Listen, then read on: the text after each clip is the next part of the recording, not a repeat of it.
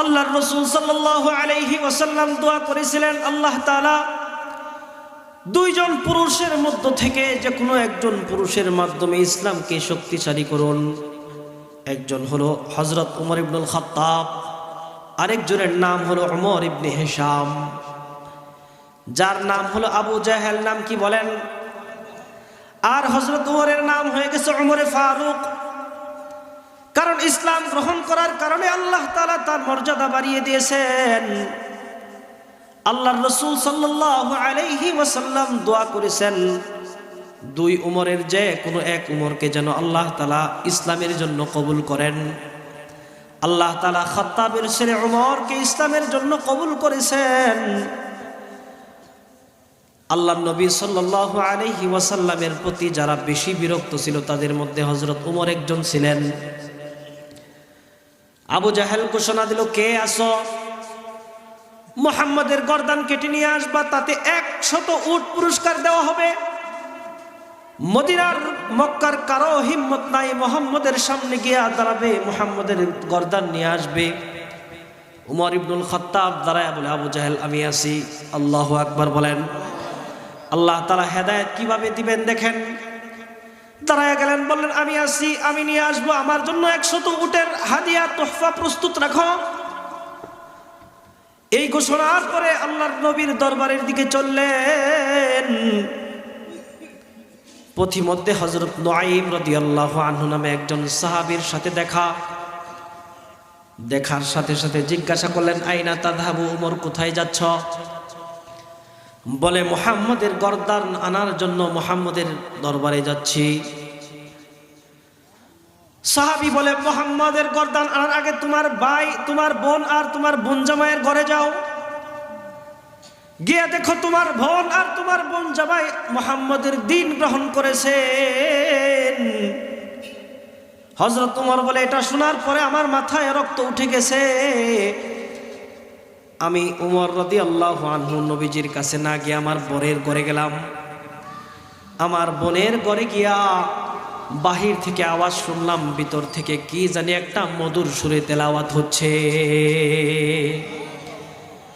আমি কতক্ষণ দাঁড়িয়ে নীরবে শুনলাম। শোনার পরে ঘরের দরজায় আওয়াজ দিলাম, দরজা খুলো। আমার গলার আওয়াজ শুনে আমার বোন দরজা খুলতে একটু বিলম্ব করলো। দরজা খুলতেই আমি জিজ্ঞাসা করলাম, তোমরা নাকি মুহাম্মাদের দ্বীন গ্রহণ করেছ? এই কথার সাথে সাথেই আমি আমার বোন এবং বোন জামাইকে প্রহার করা মারতে শুরু করলাম।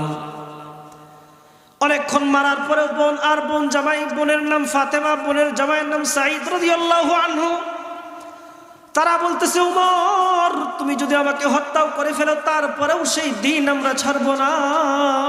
আল্লাহু আকবার বলেন। আমরা সেই দিন ছাড়ব না। হযরত উমর বলে, কি এমন দিন গ্রহণ করেছো যে মেরে ফেললেও ধর্ম ছাড়বা না? আর আমি বাহির থেকে শুনলাম তোমরা জানি কি পড়তেছিলাম, আর একটু শোনাও। তার বোন বলে, উমর তুমি নাপাক, তুমি এখনো মুসলমান হও নাই, সুতরাং ওই সহিফা তুমি স্পর্শ করতে পারবা না। তবে আমরা যেটা পড়তেছিলাম ওইটা হলো কুরআন, হুয়া কালামুল্লাহি আলার রাসূলি মুতাওয়াতিরান বিলা শুবহাতিন। আল্লাহু আকবার বলেন। যেই কোরআনে কোনো সন্দেহ নাই, যেই কোরআনে কোনো শুভা নাই, আল্লাহর পক্ষ থেকে মুহাম্মাদুর রাসূলুল্লাহর উপর নাজিল হয়েছে। আল্লাহু আকবার। আমরা সেই কোরআনের তেলাওয়াত করতেছিলাম। হযরত উমর বলে, আমার দিলে আস্তে আস্তে হেদায়েত ঢুকতেছে। আমি বললাম, আমার এই কোরআনটা একটু পড়ে শোনাও। আমার বোন জামাই পড়া শুরু করলো, তাহা মা আনজালনা আলাইকাল কুরআন লিতাশকা ইল্লা তাযকিরাতাল লিমান ইয়াখশা তানজিলাম মিম্মান খালাকাল আরদা ওয়াস-সামাওয়াতিল উলা। আল্লাহু আকবার বলেন। হযরত উমর যখন এরকম তেলাওয়াত শুনতেছেন সূরা তাহার, উমরের দুই চোখ দিয়েও ঝরে পানি পড়তেছে। আল্লাহু আকবার বলেন। হযরত উমরের দিল আল্লাহ পরিবর্তন করে দিয়েছেন, নবীর দোয়া আল্লাহ কবুল করে নিয়েছেন। হযরত উমর তলোয়ার ফালায়া খালি নাঙ্গা হাতে নবীর দরবারের দিকে যায়, আস্তে আস্তে মাথা নিচু করে শর্মিন্দার হালতে যায়। আল্লাহর নবীর দরবারের সামনে সাহাবীরা বসা, কেউ কেউ বলতেছে নবী উমর আসতেছে। উমর তো কোনো উদ্দেশ্য ছাড়া এখানে আসার লোক নয়। আল্লাহর নবীর বলেন তাকে আসতে দাও, তার সাথে কোনো কথা বলিও না। আল্লাহর নবীর দরবারের সামনে গিয়া দাঁড়ায়া সালাম দিয়েছে, মুহাম্মদ আমি ইসলাম গ্রহণ করতে চাই। আল্লাহু আকবার বলেন। আমাকে সেই মধুর কালেমা লা ইলাহা ইল্লাল্লাহ পড়িয়ে দিন, আমাকে ইসলামে গ্রহণ করুন। আল্লাহর নবী বলে উমর ওয়েলকাম, মোস্ট ওয়েলকাম, তোমাকে স্বাগতম, আসো। আমি চাইছিলাম তুমি ইসলাম গ্রহণ করো। হযরত উমর ইসলাম গ্রহণ করার পরে মক্কায় প্রকাশ্যে নামাজ হয়েছে, আজান হয়েছে। আল্লাহু আকবার বলেন। সেই উমরের মর্যাদা কতটুকুন হয়েছিল বুখারী সহ বিভিন্ন হাদিসের কিতাবে মানাকিবের মধ্যে লেখা হয়, হযরত উমরের মেজাজটা ছিল নবীদের মতো। আল্লাহু আকবার বলেন। এই জন্য আল্লাহর নবী বলে আমার পরে কোনো নবী নাই, আমাদের নবী শেষ নবী। কি নবী বলেন? আরো জোরে বলেন, কি নবী? নবীর পরে নবী আছে? যে নবী দাবি করবে আমি নবীর পরে শেষ নবী, সে কি বলেন? আরো জোরে বলেন, সে কি?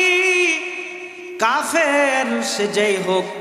আল্লাহর রাসূল বলেন আমার পরে নবী নাই, আনা খাতামুন নাবিয়িন লা নাবিয়্যা বাদি, আমার পরে নবী নাই, তবে আমার পরে যদি কেউ নবী হতে লাউ কানা বাদি নাবিয়্যুন লাকানা উমর, আমার পরে যদি নবী হতো একজনই নবী হতেন, তিনি হলেন উমর। তো এই উমরের কিছু গুণ আছে।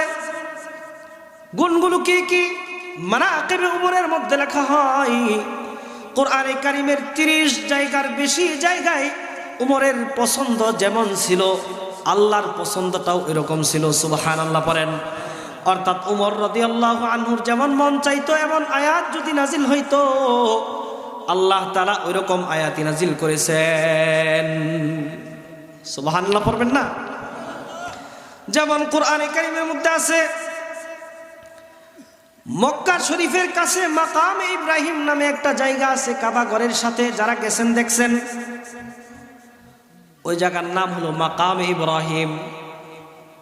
মানুষ কাবার চারপাশে হাতিমের আশপাশে নামাজ পড়ে।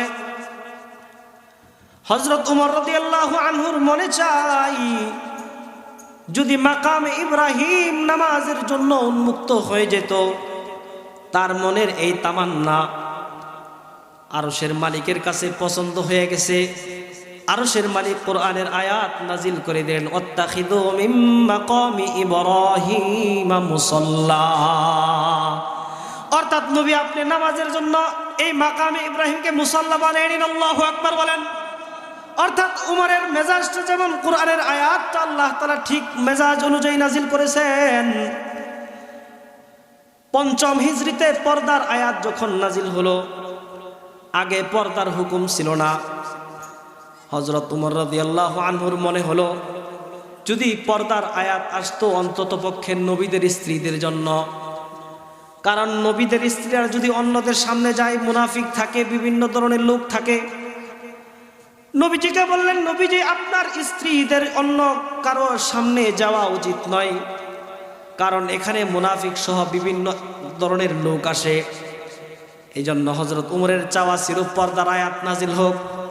চাওয়া অনুযায়ী আল্লাহ নাজিল করে দিলেন, ওয়া ইযা সাআলতুমুহুন্না মাতাআন ফাসআলুহুন্না মিন ওয়ারাই হিজাব। আল্লাহু আকবার বলেন।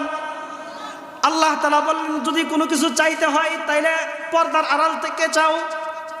যালিকুম আতহারু লিকুলুবিকুম ওয়া কুলুবিহিন। গায়রে মাহরাম পরপুরুষ পর্দার আড়াল থেকে কথা বলবে। কোনো জিনিস চাইলেও পর্দার আড়াল থেকে চাবে। পর্দা ছাড়া খোলা মেলা চলার হুকুম ওই দিন থেকেই বন্ধ হয়ে যায়। এরকম 30 জায়গার বেশি। কয় জায়গার বেশি বলেন? আরেকটা জায়গায় বলি, মক্কায় মদিনায় একজন মুনাফিক ছিল যার নাম ছিল আব্দুল্লাহ ইবনে উবাই ইবনে সুলুল। নাম কি বলেন? আব্দুল্লাহ ইবনে উবাই ইবনে সুলুল। এই মুনাফিক মারা যাওয়ার পরে মুনাফিকের ছেলে আবার আল্লাহর নবীর সাহাবী, তার নাম আব্দুল্লাহ। আব্দুল্লাহ আয়েশা আল্লাহর নবীকে বলে, আল্লাহর নবী আপনি আমার বাবার জানাজা পড়াইবেন। নবী তার সাহাবীর কথা শুনে সম্মতি দিয়ে দিছেন। শুধু তাই নয়, নবী আপনার গায়ের জামাটা দিবেন, আমার বাবার কাফন বানাইব। আল্লাহু আকবার বলেন। নবী তো দয়ার নবী, মায়ার নবী। নবী চায় না কোনো মানুষ জাহান্নামে যাক, এই জন্য জাহান্নাম থেকে বাঁচার জন্য নিজের গায়ের জামা খুলে দিয়ে দিছে। আল্লাহু আকবার বলেন। নবী মুনাফিকের জানাজার জন্য তৈয়ার হইতেছেন, কিন্তু হযরত উমরের মনে ধারণা হইল যে নবী আপনি এই মুনাফিকের জানাজায় যায়েন না। আল্লাহু আকবার বলেন। হযরত উমর এটা পছন্দ করতেছেন না, নবীজি আপনি যায়েন না, কিন্তু নবীকে সরাসরি বাধা দেওয়ার ক্ষমতা নাই। আল্লাহ তাআলা আয়াত নাজিল করে দিলেন, ওয়ালা তুসাল্লি আলা আহাদিম মিনহুম মাতা আবাদা ওয়ালা তাকুম আলা কবরিহি আবাদা। আল্লাহু আকবার বলেন। নবী আপনি তার জানাজা তো দূরের কথা, তার কবরের পাশে আপনি যাইবেন না। এরকম নবী আর ওখানে যাই নাই। নবীর উপর আয়াত নাজিল হয়েছে হযরত উমরের মেজাজ অনুযায়ী। কার মেজাজ অনুযায়ী বলেন? এই জন্য হযরত উমরের মেজাজটা হলো নবুয়তি মেজাজ। কি মেজাজ বলেন?